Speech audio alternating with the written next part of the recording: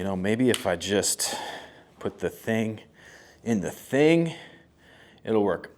Oh, hey, what's up, guys? Welcome to this week's episode of Guns and Cameras. One of the best parts about being a videographer / storyteller in the gun industry is that we get to take tools like this magic arm here and other things and put them together to create unique angles to help us tell our story better. Our next guest, he's a master at what we call point of view, POV, or first-person view filmmaking, which is where we take a unique contraption, put the camera behind the gun, and help put you right in the action, sort of like the film Hardcore Henry, whether you like that movie or not. But what you are going to like is the stories from this week's guests. So while I figure out how to put these two things together, let's get into this week's episode, shall we? Shooters, are you ready? Stand by.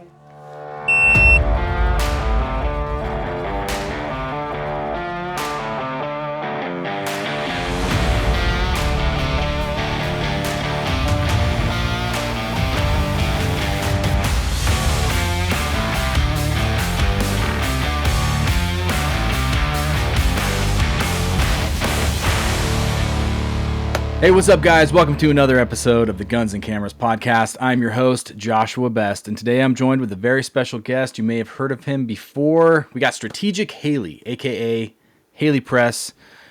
He's here with us tonight. Haley, tell us a little bit about yourself. Dude, thanks for having me on, man. I don't know, man. I grew up in Burbank, California. I'm 34. I spent like 10, 15 years almost in reality TV, like producing. I worked on like ghost shows, auction hunters, like all sorts of Mythbusters stuff where I'd like buy a car for $500 and blow it up.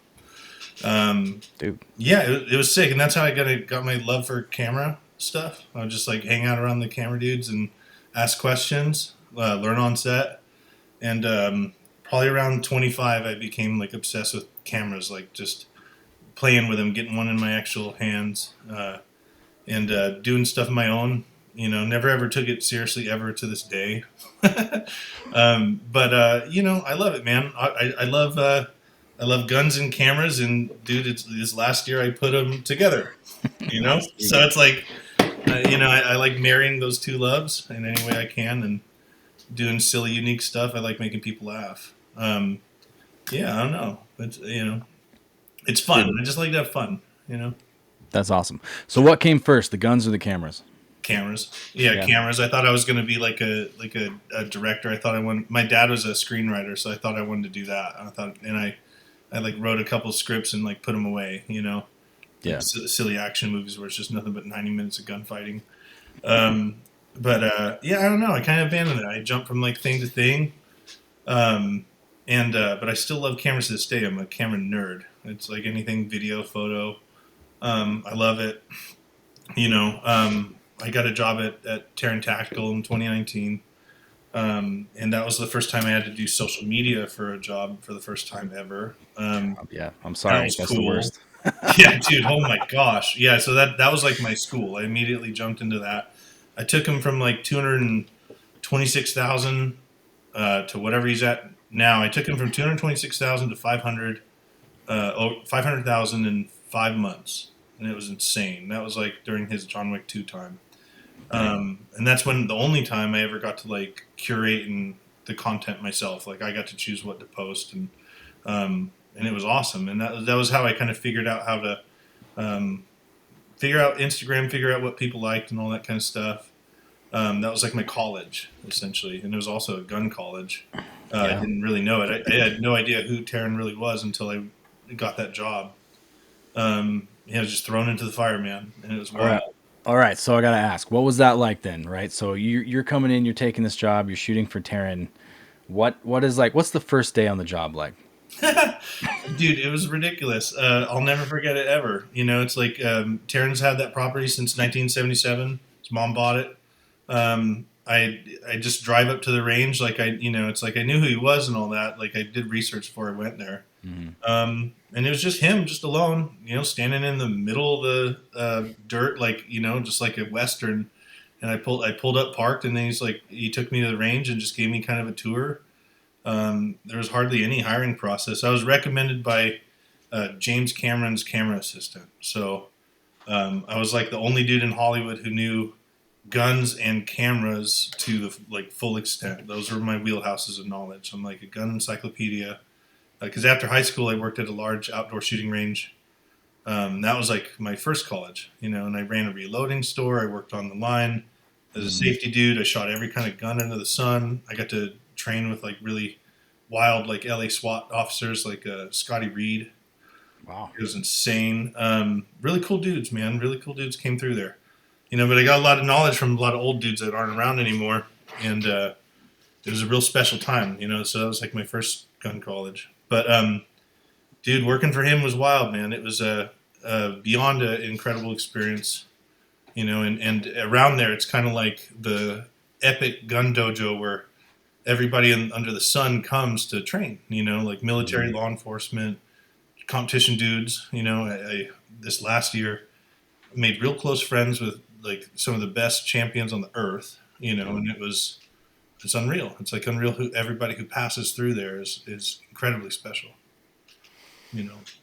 That's it's wild. You kind of got to like soak it in, Like I mean, dude, I got to put a gun belt on Joe Rogan, and like it was weird. I'm like, this is crazy. And then I got to stand behind Joe Rogan the first time he saw Taryn shoot, and he looked right in my face, and he does the face, and I was like, dude, he's just warming up. I'm like, watch this. And then what was cool thing about Terrence too is like, I liked like he gave me incredible privilege. So like. I felt like I was like the only person to like open up the safes and be like, look at this, check this out. This is this gun, like this is this, because Taryn's desensitized to it, and it's like, he's been doing it forever, dude, longer than I've been alive. So like, you see his original Infinity, his like the thing that inspired the Combat Master with the cuts and all that kind of stuff. Yeah.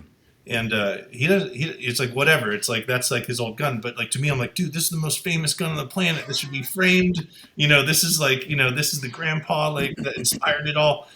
And and I'd show that to people and stuff, and I'd really enjoy that. And it was a real special time. I got to meet everybody under the sun.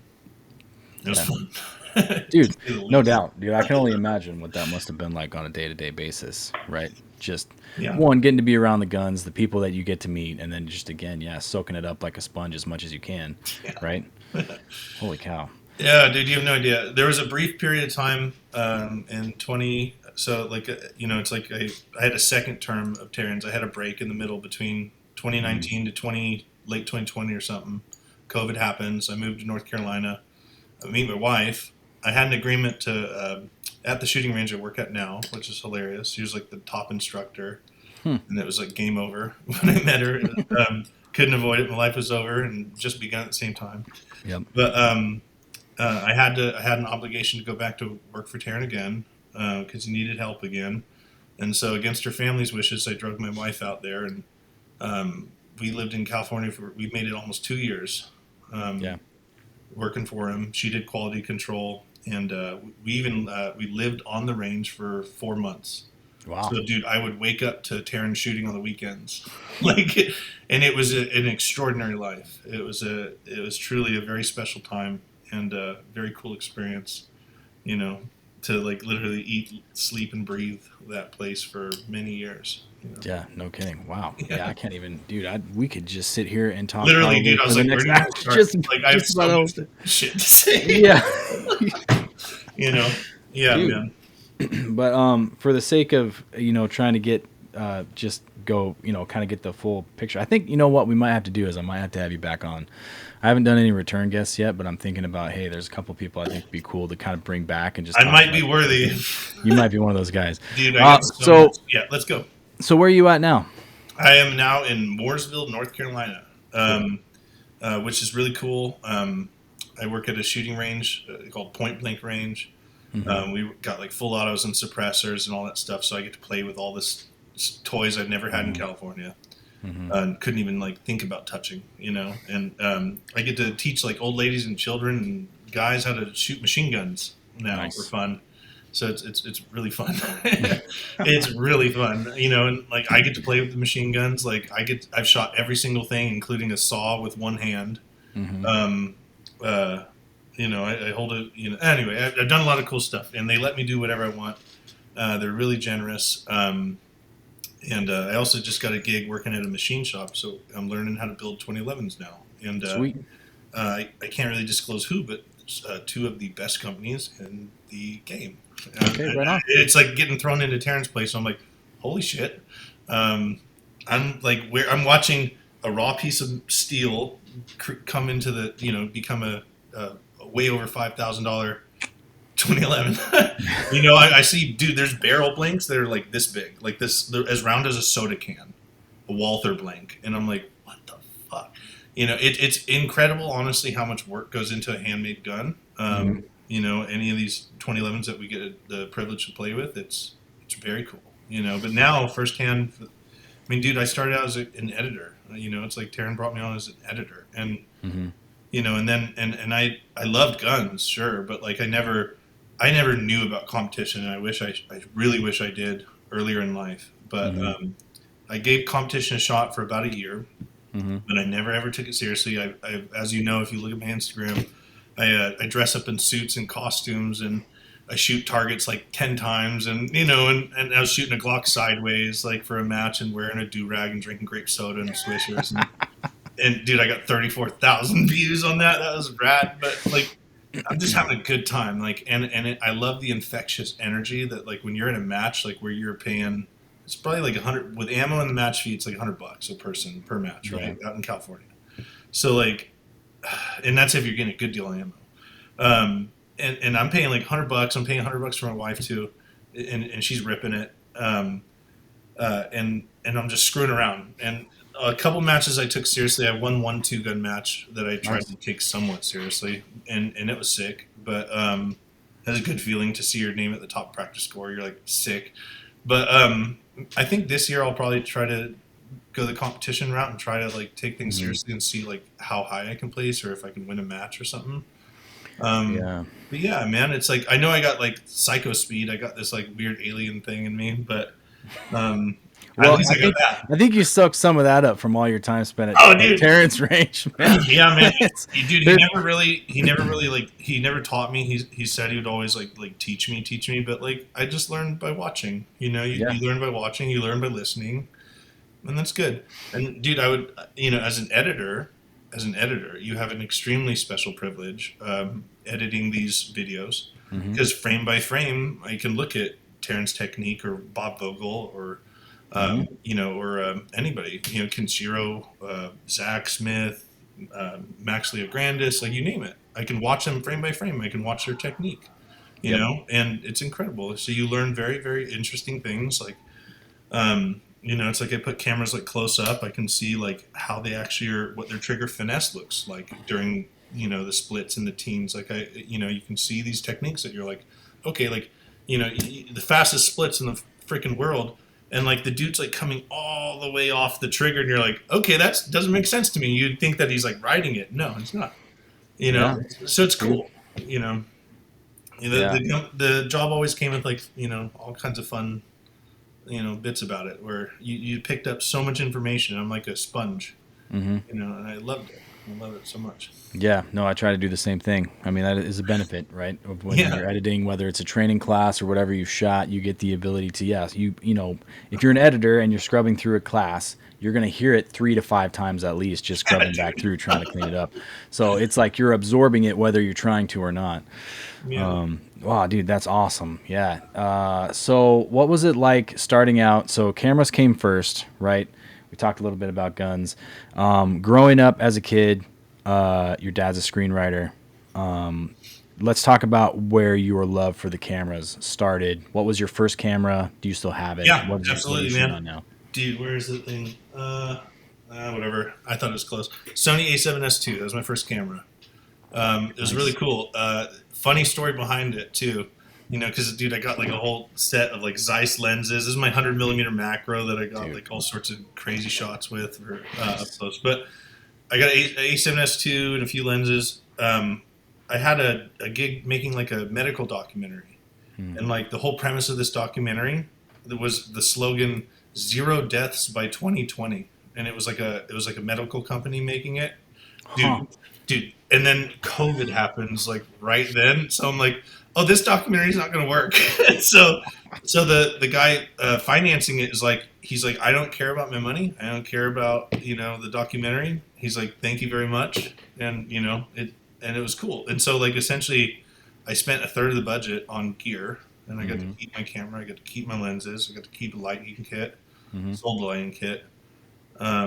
Yeah, and so that, dude, it was crazy. And it's like, God, what is the first camera I ever borrowed was like a Canon 5D, and the feeling of like when you actually finally have a movie camera in your hands, you're like, holy shit, like let's go! I can finally do it. I can finally make a movie, and which is ironic because it's like everybody these days, has this in their hands, and it's like, imagine like Ridley Scott and his brother.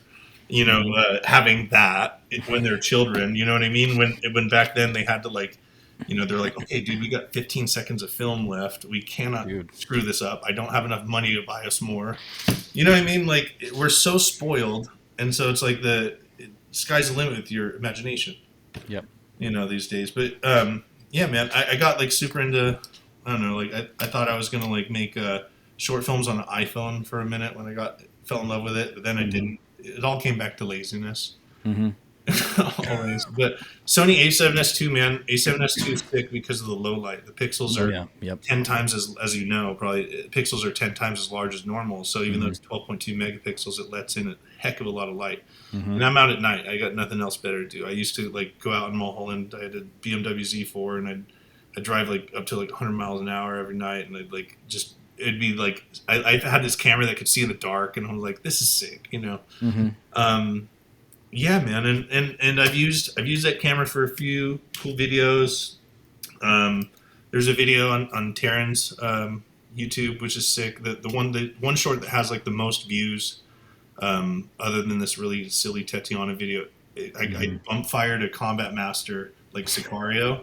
I got like 4 million views, and I was like, "This is sick," because like nobody's ever bump fired 2011, like other than like Hunter Constantine. He does it because he's gangster. But yeah, man, like it was sick, dude. Sony A7S II. That's the short answer. Sweet. Are you still rolling on that, or what do you got now? Yes, I am. Yes, I am, dude. And what's hilarious too, because I got obsessed with like POV, so it's like I mounted this like Insta360 X4. That was the last camera I bought. Yep. And so like that was cool because I could like at a match, like that's the best camera to use at matches, hands down. Insta360 X4, because like it's like a silent drone. You can just boom it in anywhere, like around barrels, over shit, through stuff, and get all these crazy shots. Do all the work in post, and it's game over. But I love the movie Hardcore Henry, right? Obsessed with it. And I love, so I got into, at the end of my last season at Terrans or whatever, I got really interested into like first person. So like, that's why like, I drilled a hole in a mag well, right? Like I drilled this like a hole in a mag well, I drilled one on the side, on the front. Yeah. And then I put cameras behind guns. I wanted to see like video game, like what does it look like? You know what I mean? Yep. And so I did that with the Insta360 X3 or whatever, the 4K one that came out. It looked unbelievable. That's the best camera to use for down the sights POV. And then I started like mounting cameras to my head. I bought like this like softball mask at one point, and I mounted my A7S II to my face with a pocket dispo, like plastic 28 millimeter, disposable lens. That was really cool. I didn't have the money for it, but Laowa just came out with a 10 millimeter zero distortion lens, autofocus, and that's the lens to use. If you mount that to like a full frame camera, first guy to do that, game over. Like you have Hardcore Henry, a cinema camera, and once I can buy that lens, that's my plan. But whoever wants to steal my idea, like please do it, because I love cinema and guns, dude. But next camera though, man, Insta360 Ace Pro 2. I'm going to do that for POV, and that's just going to be the coolest thing, because like I made this hat, right? Check this out. I can mount like a phone to it. I did a test with it tonight, and then it's got this hole in it. Nice. Yeah, that's for the Insta360 X4. So like it used to have this arm that came down, and I'd mount Insta360 X4 to it, and inside here, this is called a bump cap. So it's like it makes it rigid. Yeah. That way you can drill through the hat and like make it strong and mount all kinds of crap to it. So like this is the secret. You know what I mean? But yeah, man, yeah, that's what I'm into right now. Like, when I get back at it again, start making crazy videos. Um, I love first person, and I'm obsessed with. I want to see like hardcore Henry level cinema with what we do. Yeah. And competing. You know what I mean? Yeah, I remember when Hardcore Henry came out, and I was thinking, man, because it was like to date, it's the only film that I can think of that was entirely POV, right? Yeah, it's And I the remember, best. yeah, and Yeah, I was dude. like, I was thinking, wow, that's cool. And then it's funny because I remember when you started doing the down the sight stuff, because I think your stuff is some of the first stuff I started seeing that was doing that. Oh, Now it's cool. now it's been parodied, like again, Instagram, right? They're ripping people off, but I Yeah, no, think no, no. Dude, listen, you were dude. the guy I saw. The first I one I don't saw, I was care like, oh, who's that's first or cool. whatever. I fully endorse any person ever. Like, I don't like gatekeeping. Like, Yeah. I tell all my competition how I do everything. Like all the people in the industry that do what I do, like that do like really close up cinematic shots of guns, like Iron Monkey, Mm-hmm. Fong underscore photo, Mm-hmm. unbelievable.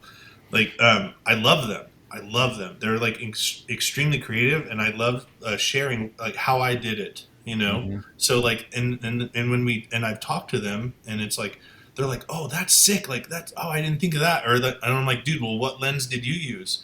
And they're like, I use this lens. I'm like, I fucking knew it. I fucking knew you used that lens. That's sick I'm like, that's perfect. I'm like, I wish I could afford that lens so I could get that shot. I've been dreaming to get that shot. Like, so, um, it's like I want to give away like what lens. I don't think they'd care, but um, so like Iron Monkey got this shot that I've been dreaming of forever. Mm-hmm. Okay, where you get the camera to go right down the frickin' slide, right, like up close, right. Mm. And I get this 100 millimeter macro, and I've done some cool shit with it, but I can't do what a Laowa probe lens I was does. gonna And that's say what it's they got to be the use, probe. It's 24 got to be the millimeter probe. probe lens. Yep. Dude, they got the shot, and like the second they got the shot, I was like, "Fuck!" I'm like, they did it. Fuck! I'm like, they beat me. Them like, but it felt great because I was like, I fucking love that. I've been waiting for that shot forever, and I'm like, cool. I'm like, I had the medium of Terran guns to screw around, but I didn't, they're doing it with like really wonderfully polished, like guns that really deserve like the detail and that shot, and it's a $2,500 lens. And I mean, dude, like Taryn bought a bunch of toys for me to use. He got a DJI Ronin 4D. We never used it. It collected dust. Mm-hmm. And there's a long story of me and like how I was allocated and used and for what while I was there. You know. Yep. But yeah, like it, dude. By the end of it, okay, I'll tell you one real quick thing. We got a Ronin 4D. Um, I mounted I got a motocross vest. I mounted the back brain to my back. I got Mm-hmm.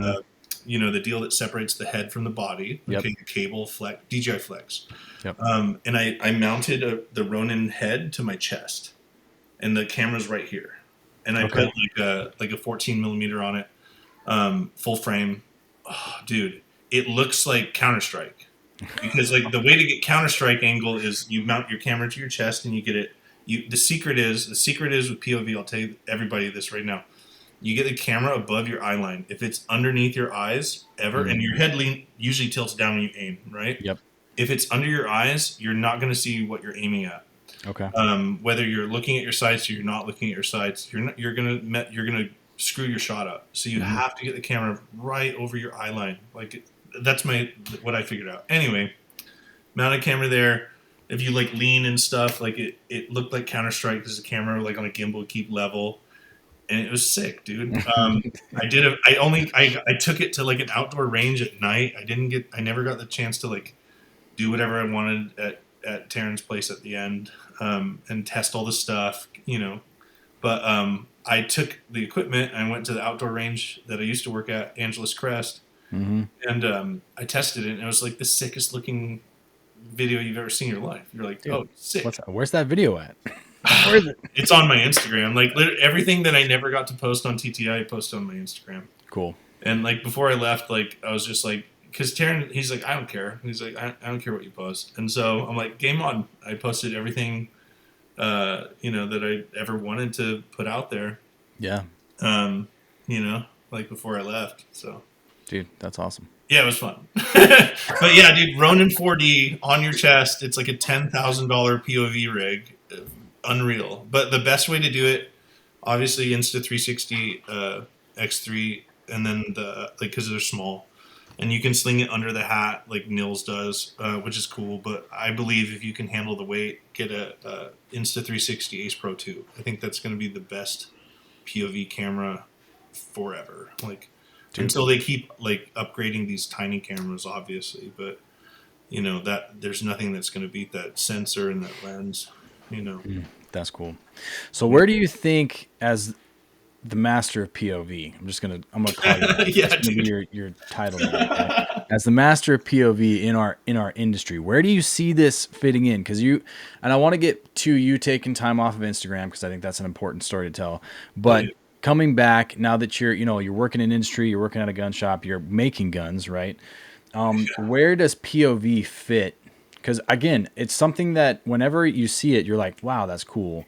But then it always kind of pops up and then goes away. It never really sticks around. So how do you see integrating POV into Dude, like it's not going to industry? be like, I'll tell you this, it's not going to be like the main thing. It's not going to be like, getting everything in POV all the time. No, no. It's always best to integrate it as an additional shot. Like, just like the cutting room floor, man. It's like, you don't bank on just like one or two shots. Like, it's always best to mix. Like, there's a dude on Instagram called Gat Ponderer. Unreal. The guy's like one of the most talented human beings on the planet. In his editing, his taste, his style. But he was the first person I ever saw that like would like split the screen at the top, because we're working vertical 916. He'd split the screen at the top and he'd have like his buddy shooting wide screen, right? And then he'd have POV for 3/4 on the bottom of the screen, So you get to watch his movement and how he runs around, right? But then you also get to see how he's actually operating the gun and running the gun. And I think that's freaking awesome. Like, that angle is unbeatable, and it's also invaluable in terms of documenting the actual skill of extremely good shooters. Nothing's going to beat POV, because you get to see all your tiny manipulations. You get to see all of your mistakes in full HD 4K. No, it's unbeatable, dude. And then also too, you give people the experience of shooting like that, because look, man, it's like working at a gun range. I see normal people. I'm now not in the competition world where I'm around masters and grandmasters all the time. I'm around like D class now, or F class, where people have never touched a gun in their life, and to go from that world to normal back to ground level is sobering, dude. To know the actual skill level of the actual average American is extremely sobering. And to go over the fundamentals and just show people proper grip, like 100 times a day. Not 100, but at least maybe a dozen at least. It's wild, dude. It's like people hardcore need help. And then one thing I always said when it came to seeing Taryn shoot, right? Your brain will see this guy shoot at a speed that you haven't seen before. And your brain will obviously, monkey see, monkey do, kind of like that. But it's like your brain is like, okay, that's possible. That's actually, I recognize that is a possible thing that can exist. Splits that fast. So you'll actually try it, and all of a sudden a random person can pull it off. And they're like, holy shit, I can actually do that. But what was prohibiting from doing that was like, they've never seen anything like that before. They don't even know that's possible to shoot a gun like that or that fast. But when you see it, I think it will open your mind up to shoot better in a way. So again, that's where I think POV is extremely invaluable, because you see a dude shoot in their perspective, at their level, at that speed, and you're like, holy shit, like that's, maybe I could do that one day. Maybe that inspires somebody to go try to shoot like that, or inspire somebody to shoot competition. I've gotten many, many messages, maybe a dozen or more. So not many, many, but of people that saw silly videos on Instagram or YouTube, and they said they wanted to start doing competition, and I was like, that's incredible, Or is it truly, man? It's the only way, in my opinion. It's the only way you get good. You No, never get 100%. really good scanning one place and shooting one round a second. You're never ever going to get good that way. Yeah, that's one thing that I've been talking about with even some of the guys I shoot with in my circles up here in the Northwest has been, you know, we have the gear. We love to shoot. We shoot every weekend, if not more if we can, right? I'm at the range all the time. But at a certain point, you kind of get tired of just like you're going out all the time and you're just, running bill drills or, you're trying to integrate some movement, but it's all really, there's not like a point to it other than just to shoot. And I Yeah. think that competition is what brings in that reason to train to get better specifically, right? That's not like a career choice. Like you're not law enforcement, you're not military, right? If you're just a civilian wanting to shoot more and get better, competition is kind of the only way to do that. Only. Plus, I Yeah. think that shooting sports in general are one of the most, understood or underappreciated sports right now. And it's getting more popular, I think, because of things like the tactical games, bringing in Yeah. like CrossFit and three gun. But I think Yeah. that, Make you sweat even more. I think that there's a good chance that, especially in media, as it becomes more mainstream, people are like, oh my gosh, there's this whole world of competitive shooting sports that, a lot of people didn't even realize was an option, right? And Yeah. I think it's gonna get bigger here in the next couple of years, but we'll see. Oh, there's no doubt about it. And honestly, dude, the more loud like people can go, and also too, you got to remind people, shake their intimidation out. You got to Hmm. be like, dude, listen. I think what I tell people, I'm like, go to a match, tell everybody it's your first time. They're gonna like take you right under their wing. They're gonna like have a great time with you. They're gonna make sure that you want to come back. Every competition I've ever been to is like that. There's never a competition where you go and everybody's like, oh, it's your first time. You're not squatting with us. Get out of here. Not at all. Hmm. Not at all. Dude, we've had like super squads where there's many GMs and there's one, two new shooters, and it's like the greatest match ever. Like everybody helps everyone. And what I like to tell people is like, like go to a match again. Like tell them it's your first time. Like you're going to be welcomed. It's the most incredible community that helps everyone because we all want to see each other improve. The only way that I don't know. Have you ever done a competition? No, but it's on my list of things to do in 25. Dude, holy crap. Okay, like so the timer is like Men in Black's little like flash. Okay, like the second it goes off, you're gonna forget your name, where you are, what you're doing. You're gonna start dropping all your shit everywhere. You're gonna start like throwing up. Like it's gonna be a really good time. It's and, gonna be and good. and through that great time, Dude. you will advance to an extremely See, I equate it to the feeling. I was talking to some buddies at SHOT Show a couple of years ago. I'm like, I equate it to the feeling of walking up to a firing line in front of all your peers, and like the range officers there is like, okay, load, make ready, and you're like, right. I don't know how to do that. Yeah, what, yeah. It all goes out the window, and then you have like a misfeed, and they're like, okay, I didn't you even know what load to my do, and you're mags. like, you're like, I've done this 10,000 times at home with no problems, but as soon as I show up to the firing line in front of everybody, it's just like everything goes out the window. So it's got to be like Yeah, that. pretty much, man. It's great. It's the best time. It's like kind of like I used to play around with like stand up comedy. Hmm. I ran Laugh Factory's social media for a while. I worked at Laugh Factory. It was fun. I did stand up comedy at Comedy Store for a while. It was like Nice. the first stage I ever performed on. It was like insane. Um, but it's like, God damn it, I forgot where I was fucking going with that. Um, um, whatever. I'm guessing it's you got up on stage and you forgot how to be Oh funny. yeah, no, there you go. Yeah, yeah. It's clearly forgetting everything. Yeah. You're like, Story of my life, dude. Story of yeah. my life. No, for real though, it is. It's like, yeah, you just like, it's like you think you're prepared, Hmm. and then you go out there and then like it's your time and you're like, I don't know what the fuck I'm doing. I don't know how. But through that, oh, this is what it is. It's like, okay, check this out. So you do really good on stage, right? You have a really good set. You tell a lot of jokes, make everybody laugh. I've had one set at the Comedy Store where I like killed, right? Like 80 Hmm. people, fucking had everybody belly laughing. It was the best high of all time. And then, I've had a few times where I bombed, right? Hmm. I always say like bombing is like just like shooting bombing, same thing.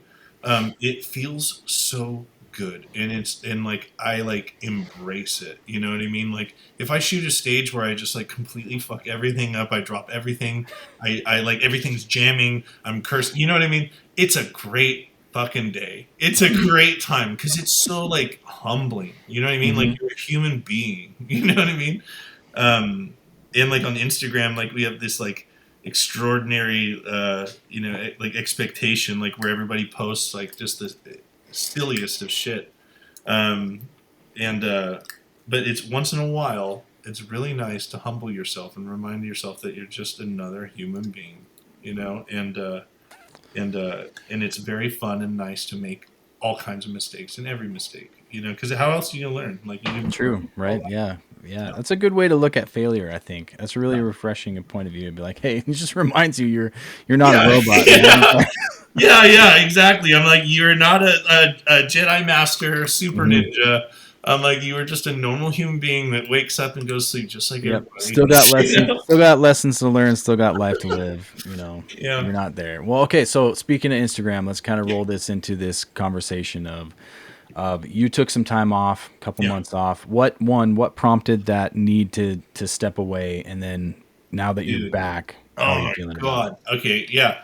The algorithm was like horrible. I don't know if it was like punishing me or what, but like it just sucked. It like I didn't get I was just no enjoyment. It felt like I was spending way too much time on it. I would look at my screen time on my phone and it's like, you know, it's like you're spending your entire life on your phone staring into this computer, staring into LED lights, you know, Hmm. like day and night. And dude, you lose like part of your soul, like at a certain point. You know what I mean? Like, and when you trade that, you put it down for a while. You go outside, you start working out.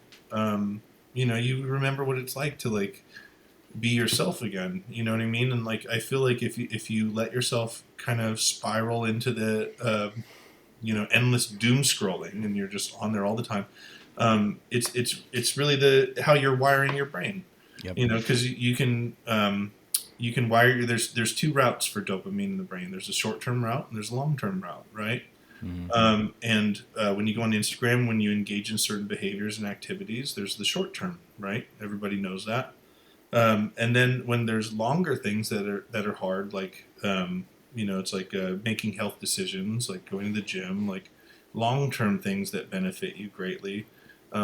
That will reward you with dopamine, in that where it actually travels longer in the brain to get it, and it's a much healthier way to exist. There was a some kid on YouTube I saw that like talked about like how like dopamine actually works. It was like some guy named Gerbert, Hmm. and it was like this odd channel I found, like a random video, and he talked about like the actual science of how dopamine works in the brain, and it's like damn, and I knew I just needed a break, like tolerance break, just something. I didn't know if I was, honestly, I deleted the app. I never looked back. I never looked at a single DM ever again. Hmm. I felt kind of retarded for that, but I was just so burnt out, man. Too, is before I was working again. So like when I moved back to North Carolina, I didn't work for a couple months. Like, I Hmm. mean, you know, so I was sitting at home, not doing anything. I was drinking all day long, you know, and it was not healthy, dude. Not healthy. Hmm. And yeah, and on top of that, I was on freaking Instagram all day. You know what I mean? So extra not healthy. And Yep. and I would try to make random videos inside my house. I made like a video of like how I film POV, Hmm. um, and whatever. But it wasn't scratching that itch. I'm not shooting any rounds.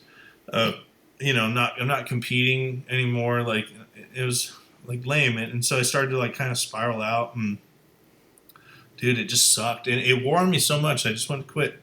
And I felt like I was gonna, and Hmm. then it's like recently I started working at a shooting range. I've been back a couple weeks. Just on New Year's, I got the job at the 2011 place to make 2011s. And yeah, and I don't know, man.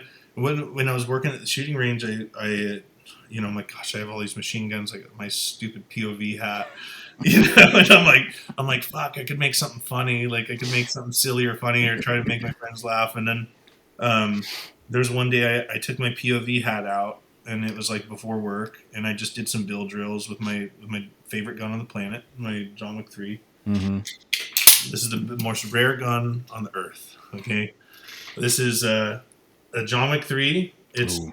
serial number 0003. No, yo, there it is. Okay, Yeah. it's the only one on the earth with a high polished black barrel and an Wow. Icarus aluminum grip, the original magwell from the movie. Sweet. And like, dude, it's like ball bearings. So like currently, dude, I can shoot this sucker as fast as a Uzi. Like I race the other RSOs with machine guns with this gun. And like people ask me, it's like, oh, is it binary trigger? I'm like, no, you can shoot it. Check it out. And I'll do it in front of them. I'll do a build drill, and they're like, get the fuck out of here. You know? And it's hilarious because, dude, all right, like if you show like crazy shit, like crazy shooting to normal human beings in North Carolina that have never seen someone shoot like fast ever, or even do a double tap, and you just shoot 6 in like under a second, like they lose their mind. And it's really, really funny. But anyway, yeah, I put the hat on one day and I shot like 3 mags of bill drills, and some of them were pretty damn spicy. I'm like, oh shit. And I had that line in Dirty Harry where he's like, did he fire 6 or only 5? You know? And so I go home and I made, after work, and I made some dumb edit. I put the Dirty Harry. He's like, I know what you're thinking. He's like, did he fire 6 or only 5? He's like, well, in all this excitement, I kind of lost track myself, you know? and I put that on there. And my group was like fucking sick, you know? And I point shoot, man. Like I don't like using my sights, and that's why my hits are all over the place, but I like looking at the target and just drilling it. And that's how I get like psycho transitions and splits and all that. Mm-hmm. And I shoot really aggressively, and Taryn hates that. He doesn't like point shooting. I love it because it's like Wild West to me. And I know that all the pros, all my friends that are like GMs, they all watch their sites. They're smart about it, and I'm trying to train myself to do that. But I still got like a little cowboy in me, and I just like to look at stuff and blast it really fast. I can't resist. But anyway, man, yeah, dude, I put the hat on again, and I made a video, and then I made a video with like a Uzi. I made some joke, and then I made a video with a Thompson. And then for the first day tonight, I mounted my iPhone to my head, and I shot the Sand Viper like really, really fast. Nice. Because I'm not as fast with the Sand Viper as I am with the Jomic 3. Like my trigger is just perfect on the other. Mm-hmm. But here's another rare gun. Here's my this is the only all black Sand Viper on the planet. Taryn was really cool. He hates all black guns, I know, but he was really kind to me, and he let me turn my Sand Viper black. And it's fucking sick. I also got the John Wick 3 magwell on there. Dude, that's what's up. This is sick, and I'm trying to get really fast at shooting it. My wife can shoot it faster than I can. She's a psycho, but I'm trying to get there, man. I'm trying to, dude, have a little fun, man. And then to my next goal, I want to get the Insta 360 Ace 2, mount that, do POV with that. I think that camera has capabilities. Like I know it can get slow motion the way I want it to, better than an iPhone. I don't know. I shot tonight's test on an iPhone 14 Pro Max, but the next test I'm just now getting an iPhone 16 Pro Max. So the internet will see the differences in POV very soon with the 16 Pro Max. I think it'll be pretty sick. Dude, that's awesome. Yeah. So I mean, dude, it's like I started having fun again, and like it's like what's like Al Pacino like in Devil's Advocate, where he's like they're fucking bringing me back in again. It's like that, man. It's like that, and but dude, I can't resist. It's like, dude, I have cameras and guns, and I'm like, how am I gonna not make videos? You know? All right, if I take this and I take this and I put them together with something that the YouTubers tell me I need to buy, then I will have everything I need to do exactly the same thing that Haley Press does to get his first-person view shots. You guys, we are halfway through this week's episode of Guns and Cameras, and that means it's time for me to tell you it's been brought to you by 1156 Productions and by Tokens of Valor. Tokens of Valor is my side hustle where I take ballistic components like brass and copper, and I put those together with sterling silver into one-of-a-kind, hand-forged, wearable works of art for both men and women.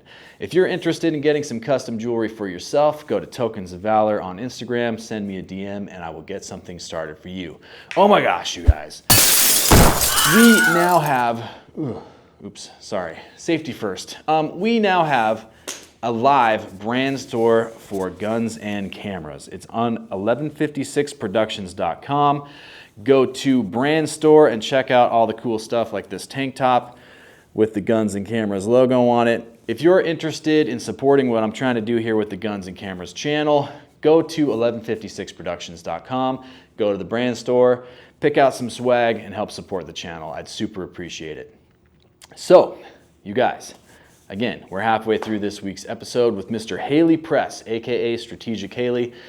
Haley is a master at first-person view shooting, as you can see by some of the content that we've put up in the last couple weeks and what we've been talking about on this episode. So, while I get into trying to figure out how to clean up that mess and marry it up with some cool gear to get some unique angles, you guys enjoy the rest of this week's episode with Haley Press on Guns and Cameras. Let's get into it.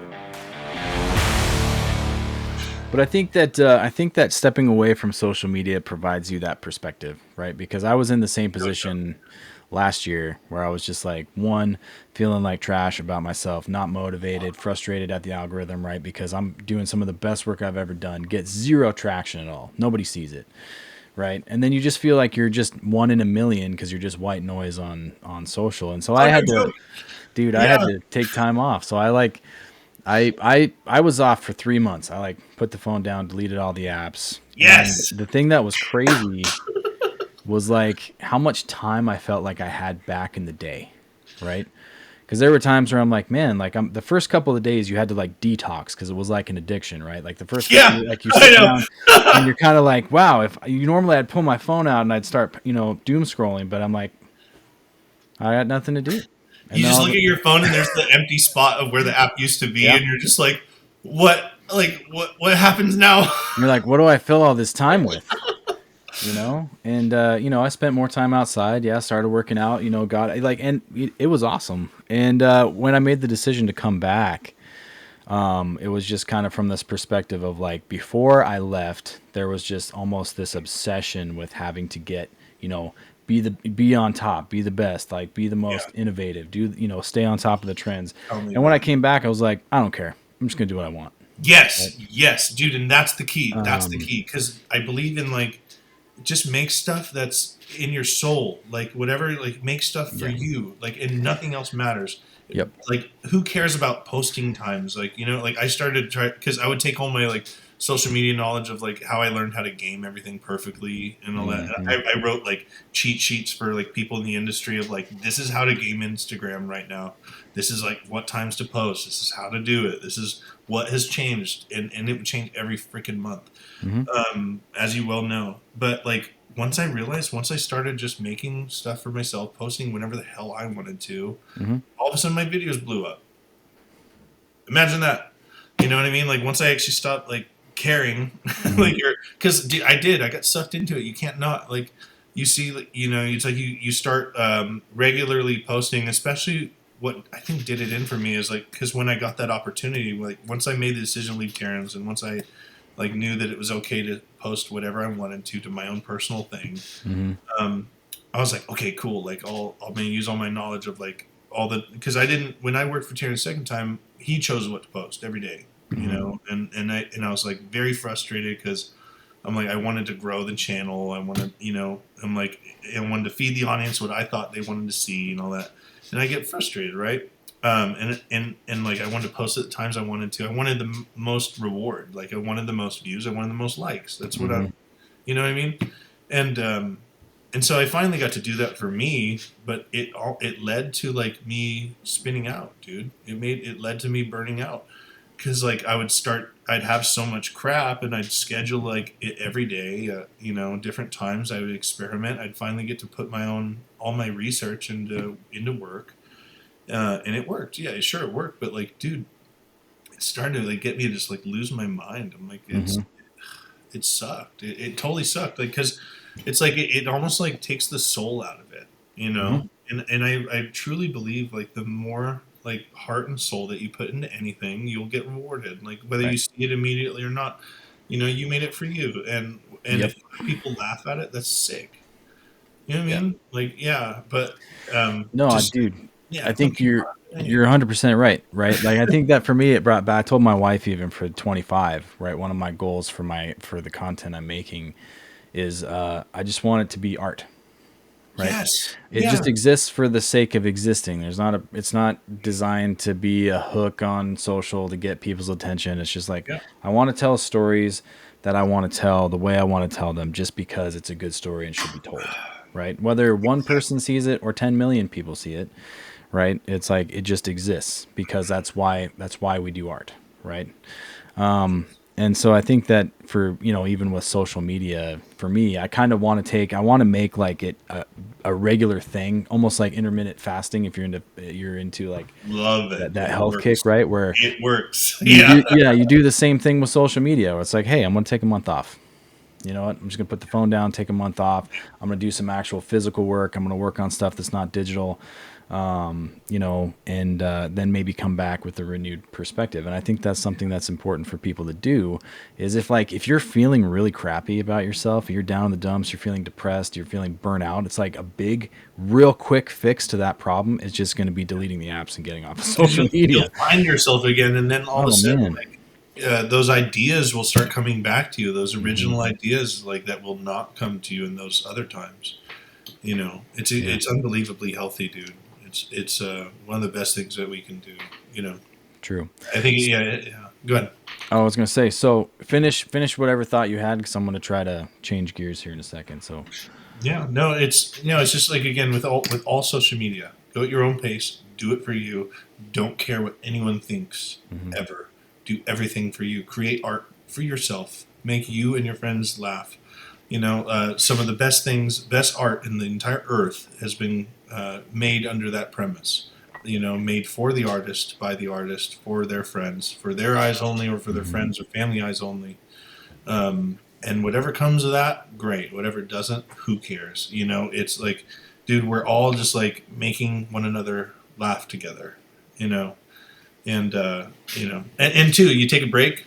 What are you missing? You know what I mean? It's like Dude, I look on the algorithm, I'm like, what have I really missed? you come back and you're like, oh, good, it's the same old, nothing's Yeah, changed. I know. I'm Why like, was oh, I so concerned? Oh, geez, man, it's crazy. Well, okay, so what are you excited about coming up next? What are you looking forward to in 2025 for you, man? new camera techniques, hands down. Using a better camera, like behind the gun. I'm gonna definitely do like more down the sights, like POV and competition. I'm still gonna screw around competition. Now that I'm making money again, I can afford to compete again. I can, first paycheck I got recently, I bought a case, burned the case down. It's going to be on repeat constantly. It was cool. My wife and I made a huge jump when we came back to North Carolina. It's like we're all starting back over from nothing. Hmm. We were offered the world to stay for one more year. Taryn offered us a unbelievable amount of money and one of every gun to stay one more year, and we chose our family because my wife missed her sister too much. And I told her, whenever you want to go back, we're going back, and we went back. You know, Good for you. and Taryn and I are always going to be great friends. I love him to death, and and he knew that whenever we had to leave, we had to leave. You know, and but it was cool. I redid all their photography. So at least their website looks cool. you know, and then we made Good some for you. viral videos. Dude, Whatever. good for you. That's like, that's something that I think I want to say it's rare. I feel like the importance and the value of family is coming back in our generation. And so Yes. good for you for choosing that Yes. over Oh, dude, over it was family. like almost like a divine decision. It's like you choose as a gun person. Imagine having one of every Terran's guns, including two new of the new 2011 that no one's ever seen before. Two of them, plus a whole crap load of cash. Everything we asked for, and we chose family. And it was and it was just for a year, but it felt right. I mean, it's like I remember sitting at my desk after the offer, and I knew that I'm like, I still know I got to choose my family. Hmm. I still know I got to be with them for whatever reason. Right now, I got to go be with them right now. Dude, good So job. Good for you. we're here. All right, man. So Yeah. Up next, this is kind of the big question. It's one of the common reoccurring questions on the Guns and Camera podcast. It's the what is your oh shit moment question. Could be good, could be bad, right? We all have them, but what is yours? My oh shit moment Your oh question. shit What does moment. that mean? So it means like, okay, for example, you're shooting a one-off, like you only have one take at it, and you forget to hit record, and the thing happens, or Yeah, easy. I already know. you forgot to pack Oh memory God. cards, or Fuck. Hold on. I used to keep it on my desk. Fuck. I wish I had this right now. Oh fuck. I wish I had it. I have the shell of it. Okay. So check this out. Very rarely. All the coolest videos that you ever saw me film on Terran's range, I had to make in private and in secret and without permission, asking things later or asking for forgiveness later. That's what I mean. Very luckily, I had an extraordinary privilege, and Terran let me do whatever I wanted to after, once I said I did it. But I would sneak onto the range during lunch breaks, do it on my own time. Or if they gave me time during, to go to the range to make something, then they'd quickly like take it away to just like, and it was annoying. So I had to sneak everything great I made there, right? mm-hmm. So one day, especially once I start mounting cameras to guns, I was doing my first work with long rifles, right? Mm-hmm. And I was getting like the coolest over the shoulder. I would attach, how did I do it? I think I drilled into a base pad on a PCC and then like boomed out a camera from like the base pad.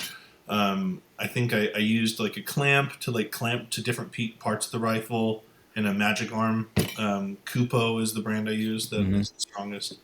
And I got the craziest shit you've ever seen in your life that you'll never see. The craziest shooting I ever did with a PCC ever. I was trying to make like a TR9 commercial, right? And a TR9 is like a blowback 9mm Terran gun that was discontinued. That's now a secret gun that no one could ever have. And it was unbelievable. It was developed by Zach Smith. It's the best blowback 9mm ever. Now there's a better PCC called a Mean Arms bearing delay, and you could double tap soda cans from 50 yards. Crazy. And so that's for now. That'll beat everything in PCC, but. We never marketed the TR9 ever. There was funny kind of drama reasons for why we never marketed the TR9, but that aside, my goal that day was to make a TR9 commercial. Gotcha. And I had under an hour to make it. Any video I ever made on the range was made well under an hour, between 30 to 60 minutes, all within very few takes, and again, in secret.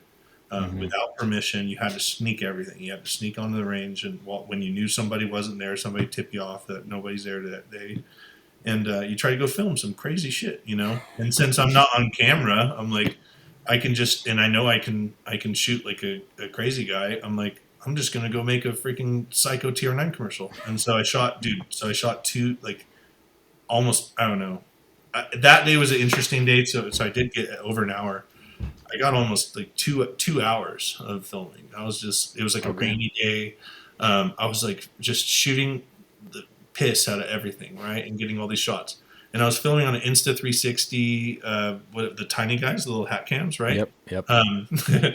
And I boomed the camera directly in front of the barrel. Like, I mean, dude, within like here's the barrel. Like, here's the camera, like, looking at it, okay? Like, boomed around it. Sweet.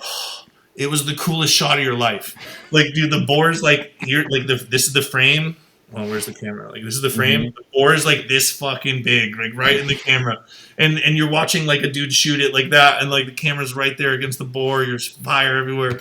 Coolest thing ever. Last shot, after, like, 2 hours of filming, I do transitions, and I get it. I watch the footage, and I was like, I can do it faster. I'm like, I know I can do it faster. I get it one more time, and on the last bullet, on the last target, the last bullet, my camera rig kind of loosens up, and the boom pull swung just enough to like go in front of the barrel for the second round on the last double tap, and I fucking sent a bullet straight through the lens of an Insta360 Go 3, and I'm like, fuck, I lose my shit. And I'm like, there's no way. Of course. And I was stupid. I didn't download all my shots like after I got Oh the shot. no. I just downloaded it to my phone and then kept recording. Right. So long story short, dude, I lost like almost 2 hours of the best footage of my life, like shooting a TR9 PCC. And then dude, this is what it's all about. It's how you get back up. Everything in life is how you get back up. And so immediately after I shoot that camera, I go out on his range. I'm looking for the pieces, whatever. I keep the shell. I have the shell of it where the bullet hole right through the camera. And I'm like, whatever, dude. I'm like, I had a DJI Action 4, and I'm like, I switch it out, and I get more shots. I get more shots. And then the video I created that day, EOTech posted, and it was Dude. the top thing on EOTech's page for over a month. Dude. So it was worth it for sure, because I got like sick footage of their single dot, just doing crazy transitions in the rain and whatever. JR Guerra helped me shoot it. JRG22. Oh yeah, right on. Yeah, I met JR. He's the best. Yeah. Yeah, man, but that was my own shit thing, dude. It was like when I put a bullet through the camera, and then I went and told Aaron Tactical Finance, I'm like, hey guys, I just like shot a camera. I put a bullet through camera and lost all my footage for the day. So we have to order a new one. And I don't think Aaron even ever found out about me shooting the camera. I don't even know if he knows about that, but now he does. Now he does. Yeah, whatever. He doesn't care. He'd laugh about it. Dude. Then we bought another one. Hey, yeah, dude. Yeah. Yeah, those moments are the bomb. Like there's always the fun ones that come to mind, right? Because you're just like, yeah, you have to just like, you got to roll with it. It's like, all right. Yeah. Literally, so what are you gonna do? What are you gonna do? You just like cry. No. No. Yeah. Good one. That's a good one. Yeah. Thanks for sharing that. All right, man. So kind of we're almost to an hour here, but let's just kind of go like, what do you got? Like, what's a piece of advice you could give to somebody just wanting to start out in the guns and camera space? Dude, just get the reps in. Like however much ammo you can afford, go shoot. Right, film it. Right. Also, like film it in unique ways. Be different. Create what you don't see. Like create what you want to see. That's really the big deal. You know what I mean? Because I don't see any POV stuff. Like I see people like lock off a camera on a tripod and then put their gun in front of it and shoot as straight as they can with their arms around the camera. That's cool. There's a tier 1 dude, Aaron Sizzle, unbelievable shooter, world class. He does a cool POV where he uses like a necklace and an iPhone like mount, or it's like in front of his face, and he'll shoot that way and get sick POV that way with an iPhone.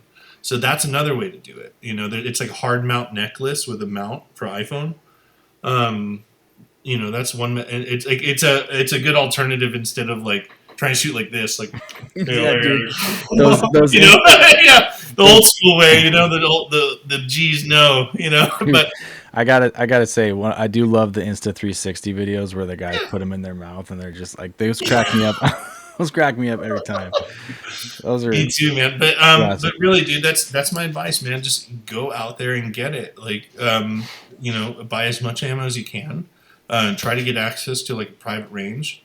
Obviously, be safe and don't be stupid. Don't shoot yourself in the leg, or anywhere. But have a good time. Also, be fun. Look. There's a lot of stuff in our space that's missing. Remember, like Carnicon, like it was like obviously sure FPS Russia, but Carnicon was my favorite. Dugan Ashley, hands down my favorite. His LMG video, the light machine gun video of Carnicon, lives in my head rent free. That is the best video on the internet, in my opinion, when it comes to guns and cinematography and jokes. And two, you realize that style, like they don't take anything seriously. Like they're like, all right, let's do like a 9mm versus 45 test. And then 9mm, he's shooting cardboard, and then 45, like there's like tannerite behind the cardboard, and it just blows the smithereens. And they're like, wow, 45 is sick, And like they don't explain the joke, like it's serious, but it's fucking hilarious because like we know better as gun people, and that's what YouTube is for. That's what the internet is for. It's for and two, I hate everybody in our space. I I dislike people in our space that take things too seriously. I don't like anyone taking anything too seriously. Life is too short to take things seriously. You know, we're here for a very, very, very flash in the pan time. So it's like, have some fun, you know, have some freaking fun. Go out there and do all the kinds of stuff that you ever wanted to see and do. You know, like safely do a 360 no scope and like blow the target to smithereens with tannerite. You know what I mean? Like do cool, fun shit that I've never seen before on YouTube that I want to watch over and over or send to my friends. Like make everybody laugh, like introduce brevity and comedy and like you know, back to the space. That's what I would really push, obviously, because I'm a comedian at heart. And so like everything I do, if I can make you laugh on top of it, like oh, like my soul is like, you know, it's medicine to me. Because I laugh. Yeah, sure, it's like they say like laughter's the best medicine, all that is silly. But it's true in a way, dude, and we need it. You know, these are ridiculous times. Look how we get through hard times. Like like a crazy event happens and people lose their lives. Like we make memes like to cope and get through it. And but it's also helpful. You know, it's like it's of no disrespect to serious things, but dude, we need it. We need it because. I don't know. It helps other people get engaged in the space too, you know, where they see guns in a fun and funny way and they're like, okay, this isn't as scary as CNN makes it out to be. Yeah. You know what I mean? Like, you know, it was crazy. There's a lady on the range recently that there's a guy shooting just a normal AR, but it's a short barrel. It's like 10, 12-inch barrel, you know, and it's big and loud and all that. And she comes out and dude, she's like almost like traumatized and crying just because she knows that it's an AR-15 and it's the big evil thing that everybody's ever talked about.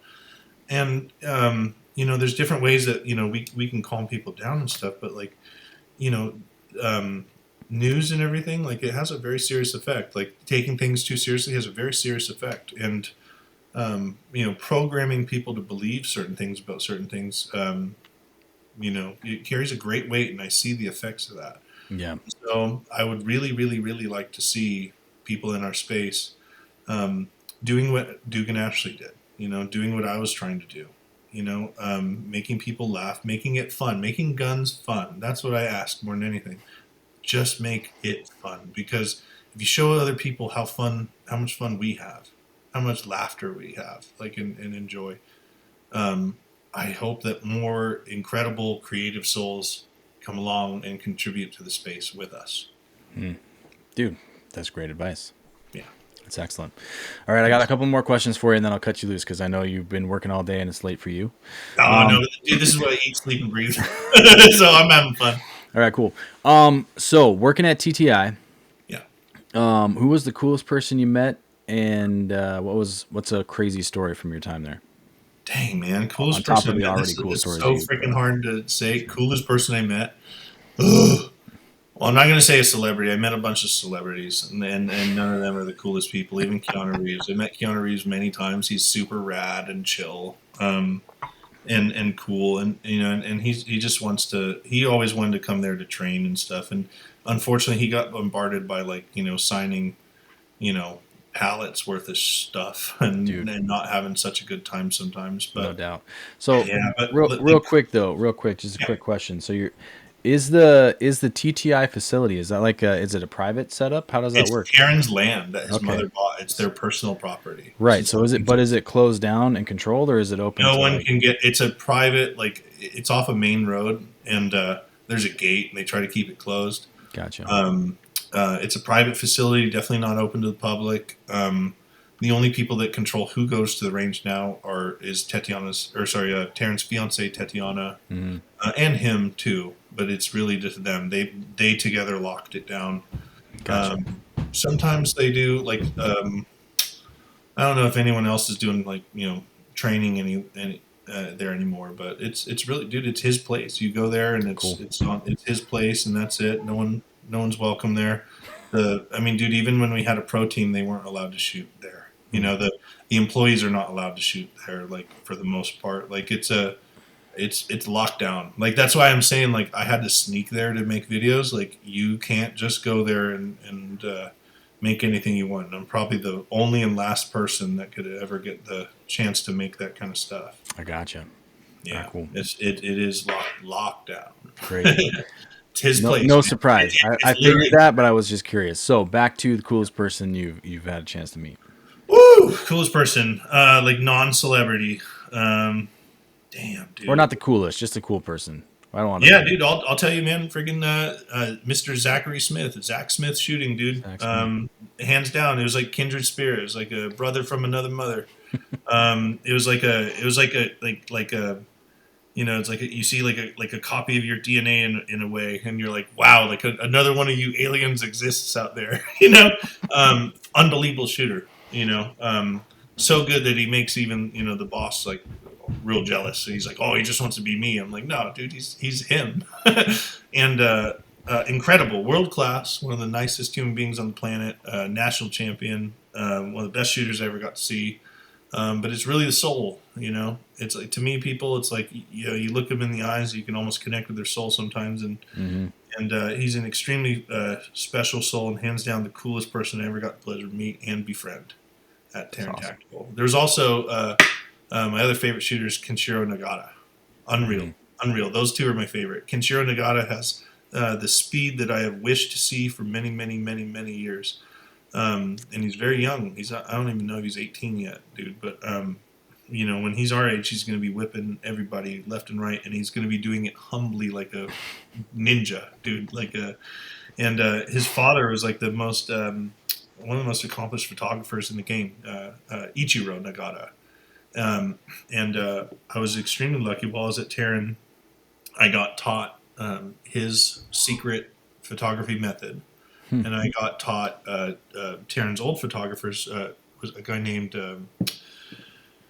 oh god, how am I blanking right now? Terran's Akita Yasunari. Okay. So both Japanese men are like the best photographers in the game, and I was taught by both of them how to do photography. Both of them have like almost the same method, but it's done differently. One is done naturally in camera, and one is done digitally. And it's fascinating. You know, it's absolutely fascinating. And then my style is like a mixture between both of them. And both of them it was very, very an honor, truly. Both of them were great fans of mine and would come to the shop and watch me take photos and videos, and they'd just be in awe. And it was like, I'm like, dude, I have a legend in awe of and I'm just playing around. You know, like, I don't know what I'm doing. I'm just experimenting, and I'm doing what I think I need to do. Of how to light something, you know, or do it in a different way. Yeah, man. I mean, those are a whole bunch of. I mean, it's like almost everyone I met at TTI was the coolest person. Their staff is world class. Like some of the greatest human beings to ever exist. Like some of my best friends that I will have my entire life are the lifeblood of the company. The people that actually stipple your grips. The people that actually do final assembly. The people that actually fix your 2011s. Glocks and all that, the people that actually talk on the phone with you, they're unbelievable people. Unbelievable. You know, it's like I would fight to the death for any of them. That's awesome. They're family to me. But dude, it's like probably the hardest question you can ever ask, because it's like I got to meet like everyone under the sun of just the greatest shooters to ever exist. Yeah, no kidding. Yeah, so you're like, how do you choose? But yeah, those are my short answer. It takes 10 minutes to say. Yeah, no, dude, that's awesome. I had a question lined up and now I forgot what it was. Let's see, what's the question? Let me think about it for a minute here. Who are you drawing inspiration from right now? Where's your creative? In terms of what? Shooting and cameras? Yeah, both. Both? This is Guns and Cameras, man. It encompasses all. All right, I'll tell you right now. The best shooters to watch. Zach Smith, Kyle Litzy, Marco Cabahug, Hunter Constantine, the next Jerry Mikulik. Gosh, those are some of the craziest bastards I ever saw in my life. Marco, his speed, his trigger finger is unreal, like on demand. You hand him a gun he's never shot before, he's getting 11 splits. JR, obviously JR Guerra. Gosh, I could name off a whole bunch more. Some of those for shooting, those are my guys. Those are the best. Those are hands down the best. Person that top gunsmith at Terran Tactical, David Trumpy. He was like my brother, like shooting competition with me. And in the whole TTI crew, there was only probably 4 of us that would actually shoot TTI guns in competition and come up together. And we were like the JV squad. So David Trumpy, Laura Surt, those are 2 TTI employees that are unbelievable shooters, and I watched them go from like like B class to almost M. They're insane now, and it's like it's cool to like compete with your best friends and watch everybody come up together. That's awesome. You go through all sorts of like total dog shit together. You feel like you got hit by a truck after the match, and you grow together. And then for camera work, dude, obviously the two dudes in the industry, two groups. One is Iron Monkey Rifle. They do hands down my favorite. So I like filming close up guns against black. It's my shit. That's what I breathe. Okay, that's my style. Iron Monkey does it better. Iron Monkey's the best. And after that, the dude who does Infinity's media, a guy named Fong _photo, dude, they're the best. They're hands down the best. There's another guy that would do like floating 360s of guns. Yeah, you might know him. You might know who it is. But there's a dude that was doing floating 360s of guns that was unparalleled, and he specifically has. I wish I could remember his name, but he specifically has one where it's like a MP 9 or something like that with a green laser, and as it spins, it's like you see it going through the raindrops and shit like that, and you're just like, how the fuck did like how do you get that shot? And so those are the dudes I like for camera. Yeah, hands down, it's Iron Monkey and Fong. Those are the dudes, and then after that, it's me. For the few tiny videos I ever got to squeeze out on my own time at TT. And dude, and two, that's the thing as well. Like on my Instagram, you'll see these videos of like close up guns, like really sick. Like I only got to make like 5 of those, maybe, and I had to make it in my own time after my shift at TTI.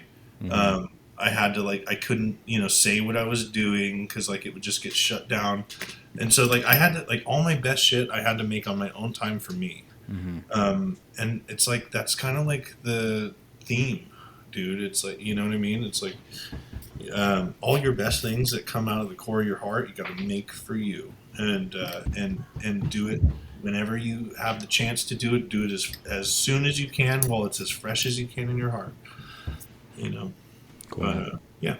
Sorry, I'm long-winded, dude. It's like I'll give you long answers. Hey, dude, no, that's great, man. Yeah. It makes for that's what podcasting. That's why podcasting is fun. Is you just get to be able to hear the story, people's stories, and it's kind of like, hey, whatever goes. It's like I've got no hurry, man. This is my very first podcast of all time, which is super cool. It's a true honor because guns and cameras are the 2 things I love most in this world, other than my wife. Yeah, that's awesome. Yeah.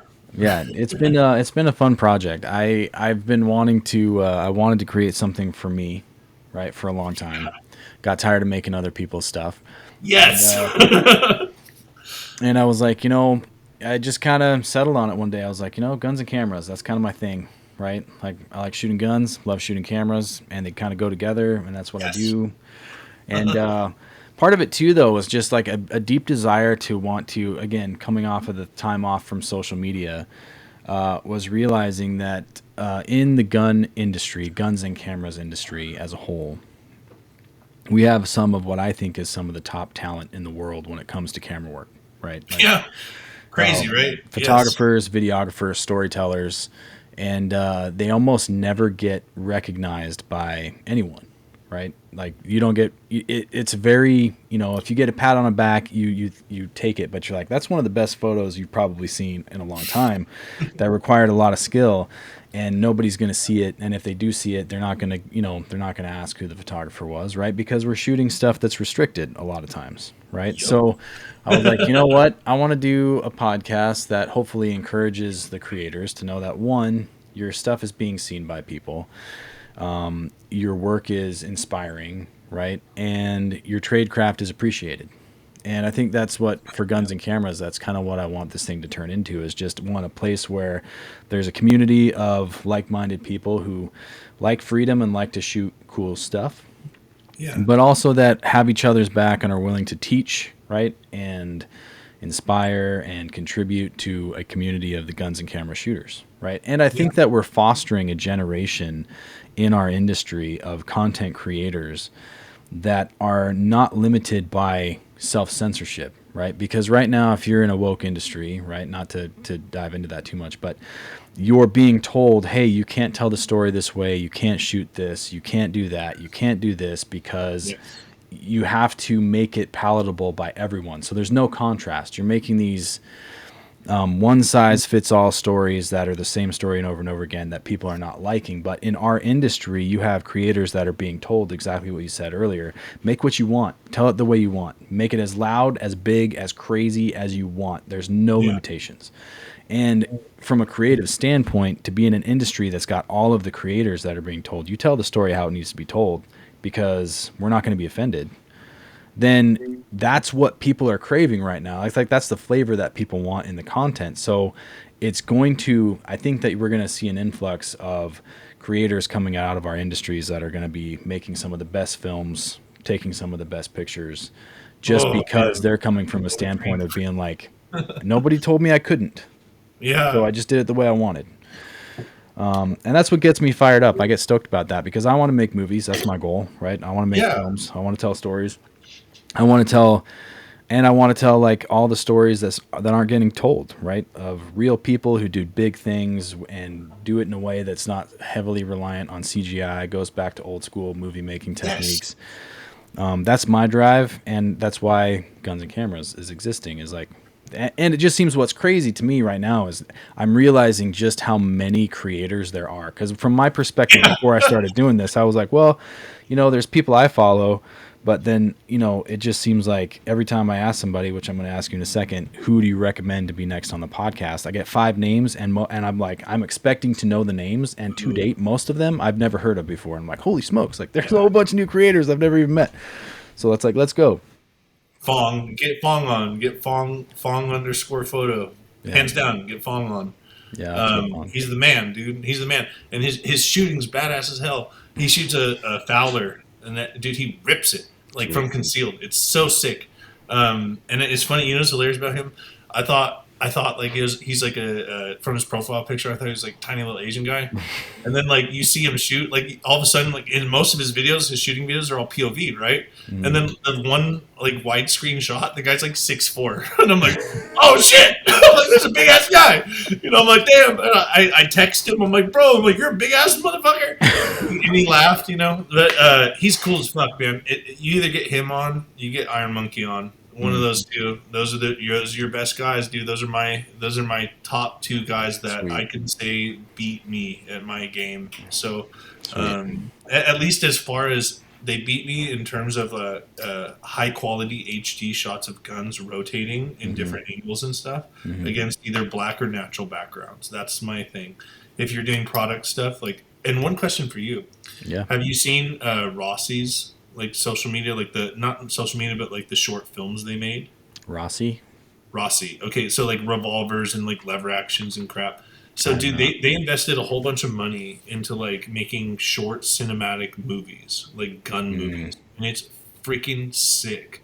And if I saw that kind of content coming out of any other creator, like if like I want to. That's something that I've been talking with people about in industry. I'm like, yo, I see all these marketing agencies dumping all this money into these huge commercial shoots, and they have no story. And I'm like, yo, bring in some story, like, make a movie out of that stuff. Please, I'm like, pay a bunch of young, hungry dudes that have creative spirit to make you some type of magic shit. Like, please, you know what I mean? I'm like, if you know what I mean? Like, don't spend it on retarded marketing people that are like, I'm just gonna sell your gun. I'm like, dude, actually spend your money and have some fun and entertain. Put some entertainment value. I told guys, I'm like, look, you're killing 2 birds with 1 stone, where it's like, make a mini series out of your ad content, turn it into a good entertaining series, and then make money from selling the guns with the marketing stuff, but then sell it to Netflix and make money off of the sale of freaking making this thing. I don't know. Literally, I mean, dude, I'm like, come on. I'm like, it's like if you imagine any one of like the top 2011 companies that can really afford to just dump some money into a creative project, and to see them make like a short film where they're doing gunfights, and make a short movie that Hollywood would never make. Yep. Okay, because Hollywood already has no clue about guns. Oh Even yeah, the they're best all of the dudes. best, They don't they're have a clue, man. retarded. Okay, they're retarded, and they you know, dude. Even with the big film franchise everybody loves, it's still not enough. You're still not getting it. You're still not doing it right. Um, No, dude. Like I I, don't want to talk crap about anything, but dude. it's Yeah. still not what we want. You know what I mean? It's Yeah. still not it. No, my Yeah. goal, yeah, one of the goals I have is to start doing like once a year guns and cameras. If it ever makes money, ever, it would just be to do like a creative camp out where I get everybody out, Yes. and you got people that are teaching classes. You'll probably teach a POV class at some point, so get ready for Yeah, that. right. But to take those moments and again, like yeah, like let's build a network of super creatives and then make a film, right? Like I don't know, it's Literally, and put it on YouTube. Like oh I yeah, highly encourage you to check out like the little short films that Rossi made because that will yeah. I just went on inspire and you to be followed like, them, but okay, I want to take a red camera out, write all my shots out, and make a little movie. yeah, Make a little gun movie and have some gunfighting in it. Where you're pretty much writing like write out your gunfights and make the mhm, gunfights really really sick and choreographed extremely well, and yep, then write story around that. Write yep. like story around the gunfights, if I ever like finish one of my dumb screenplays, that's what it's gonna be. It's gonna be a bunch of really well choreographed, like perfectly choreographed gunfights. The whole movie is about the gunfight, but then I'm just working story into like how we get from gunfight 1 to 2 to 3 to 4. That's the movie I want. That's the fucking movie I'm dying for, and maybe I'll make one day. You Dude, know, do it. I love directing, dude. It's like I love writing and directing and producing's easy, but writing, directing, and shooting, man, that's all. That's my life. Dude, yeah, I love it. Well, I'm stoked. I'm really, dude, Haley, I'm stoked that we got to chat Me and I got to too. meet you. And you seem like an awesome dude. I Thanks. hope that we can be buddies from here on out. Yeah, I'll Um, probably run into you at shot and whatever. I always have like unlimited tickets and ways in. I got a yeah, whole bunch dude, of that'd be old right awesome. I'll be at friends. shot. I'm trying to do. It's going to be a good time this year. I think. This is one of the. It'll be my third year going down there. And Wow. I finally feel like I've got, when I go down, I feel like I have people I can hang out with. The first time I Yeah. went down there, you walk in, you're like, holy crap, like I'm just the smallest minnow Yeah. in the Sure. biggest ocean of all the gun But people everybody here. welcomes you in like open arms. They're like, Oh yeah. "What's up, guy? Come to So Circle Bar." exactly. Don't go to Circle Bar. So, but Pro yeah, tip. yeah, No, it'll be it's a good good. time. But yeah, dude, for sure, we should connect when we're down there and just hang out for a bit. But Yeah, if I can afford it, I'll be in Vegas. I'll be yeah, in Vegas, and I'll actually get to enjoy the show. Dude, the last Shaw show was sick. What's crazy is like I was actually like working at like the TTI booth, hmm and I had a jersey on and all that, and like nobody knew somehow. Taryn wasn't there, but nobody knew who Jerry Mikulik was, and nobody knew who Eric Graffel was. really? And yeah, and the guys we had on the floor, like they can talk about guns, but I'm like a psycho when it comes to how our guns are made and why they're made and what they're like and hmm why. And I got to personally like show all of our stuff to both Jerry and Eric Graffel, Dude, and it was like one of the coolest times in my life. I'm like, where my knowledge like pays off, and I'm like, and they were just like, holy shit, like this is actually sick, like you know like I got dude, one of the coolest things ever, man. I got to this is a guy you should have on. Okay, here's a guy you should have on. Gun Bunker, UGB.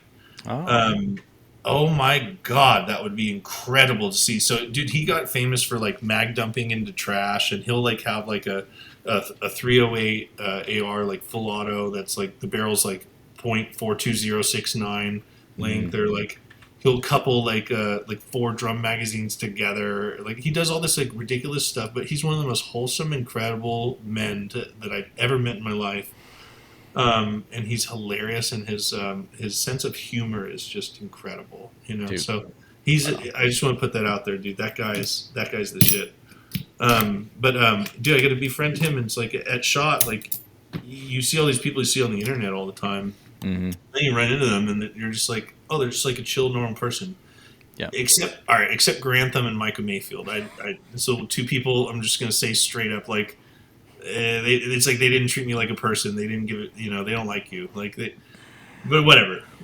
Everybody else super cool. But those guys were just like it's like they're too good for you. They're too good for everybody, you know. And I was like, dang it, you know. I'm like, I wish you were cool, you know. And maybe they're cool. Maybe they were just overwhelmed because everybody lines up like by the hundreds to. Shot's crazy like that too. It's a little tricky. So I don't want to like trash them too hard, but like, you know. And then I met Hickok 45, and like he was like mean and like a FUD, and I was like, dang it. I'm like, I hoped you were cool, and you're not cool. And I'm like, dang it. You know, and I met his son, and his son was kind of a dick, and I was like, dang it. I'm like, but like everybody else is super cool. Like you meet like Gatman, you meet like, you know, everybody else, they're rad. Everybody for the most part is super rad. Some people develop an ego for whatever reason, but it's like, dude, no matter how popular you get, who gives a shit? You're still a normal person, just like everybody, and you just and it's hard to remember like where you started. Yeah, you know, it's very hard like to remember that at one point you didn't know anything. You didn't know you didn't know anybody. Nobody knew you. Yeah.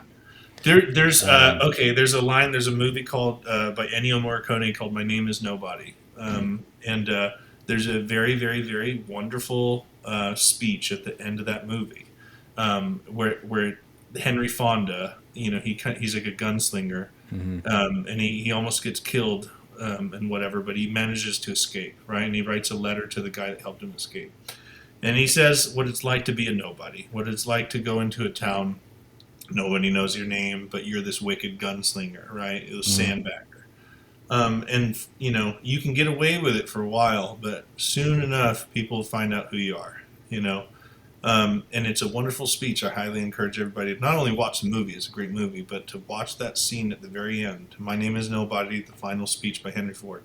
It's if you're a gunslinger and if you like kind of like, you know, shooting and the whole idea of like, you know, being a nobody for a minute until somebody knows who you are. It's one of the best things you could ever watch. Yep. Yeah, I'm a huge Western fan. I love Japanese samurai movies. Dude, we got that in common, man. I love Sick, yes.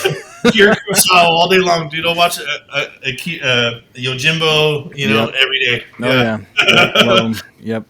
Go back, watch Black and White, Seven Samurai, and then watch. Yes, that's my favorite film. Then watch Magnificent Seven. Time. Yeah, dude. Yes. No, I'm tracking with you, man. I love it. Sick, dude. All right, dude. Well, we're at an hour and 28. Haley, this has been a blast. Right, thanks for being on Guns and Cameras. Me too. Yeah, looking forward to hopefully a long time of friendship with you. Also stoked to see what you come up with next, man. I'm looking for the next hardcore Harry, only better. Dude, it'd be hardcore Haley. Dude, there it is, right? Low hanging fruit, man. That's what it's gonna be. I wish I could have taken that name on Instagram. That would have been rad. Dude, yeah. I copied Haley Strategic instead, and my wife came up with the name. Shout out Ashley Actual. Nice. But yeah, man. Yeah, dude, it's been a blast. Thanks for having me on. It was rad. Yeah, I super appreciate you. Yeah. Big thank you to Haley for being on this episode of Guns and Cameras. You guys, if you don't already follow Strategic Haley, go onto Instagram. It's Strategic Haley. Just search for that. Give him a follow. Make sure to send him a DM. Tell him how awesome his work is, how much you love it. Check it out. He's got some crazy stuff on here. You won't be disappointed for checking it out.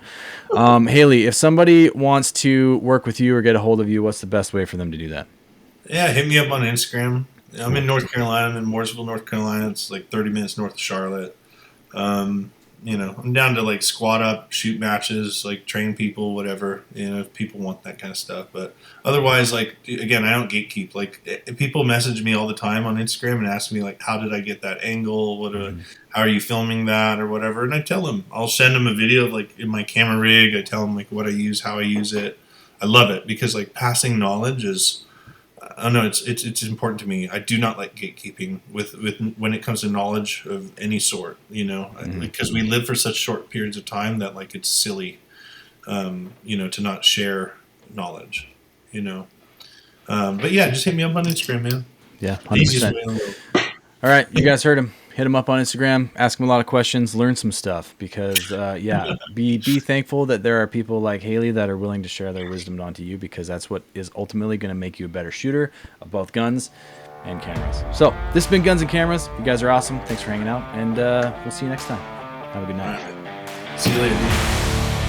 And it's the end of this week's episode of Guns and Cameras featuring Haley Press, aka Strategic Haley on Instagram. You guys, if you're into first-person video or POV filmmaking, or maybe this is the first time you've even heard of it, be sure to go to Strategic Haley's Instagram, follow him, send him a DM, tell him how awesome his work is, and if you have questions about how he does it, be sure to ask because he wants to help you. He said so in the episode. Haley, I'm just repeating your words, bro. So if you get flooded with DMs, you asked for it.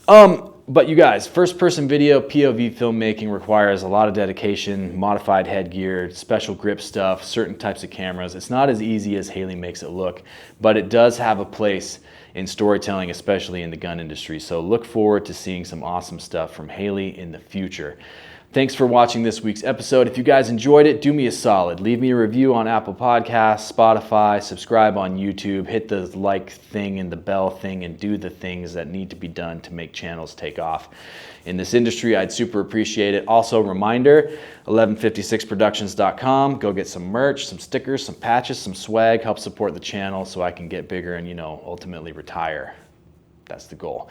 You guys, thanks for watching this week's episode. Stay tuned. We've got a lot more awesome coming. And that's it. There is no more bye-bye now. Bye-bye. Bye-bye now. That's it. That's the end. No more. We're done.